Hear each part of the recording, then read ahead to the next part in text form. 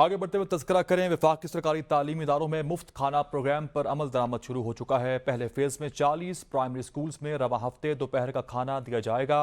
आपको आकर रखें, वफाक के सरकारी तालीमी इदारों में मुफ्त खाना प्रोग्राम पर अमल दरामद शुरू कर दिया गया है। पहले फेज़ में 40 प्राइमरी स्कूल्स में रवा हफ्ते दोपहर का खाना फराहम किया जाएगा। मज़ीद तफसीलात जानते हैं अपने नुमाइंदे नदीम चौधरी से।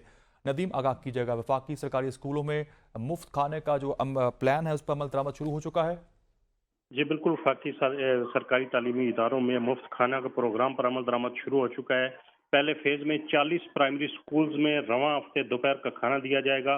पहले मरले में तरनौल और निनोर सेक्टर के 20-20 स्कूलों में मुफ्त खाना दिया जाएगा। सेक्रेटरी एजुकेशन मयूद्दीन वानी ने प्राइमरी स्कूल्स में सहूलियात फराहम के साथ बच्चों के लिए मुफ्त खाने का ऐलान किया था। बच्चों को दोपहर का खाना हुकूमत और अल्लाह वाले ट्रस्ट के तावन से दिया जा रहा है।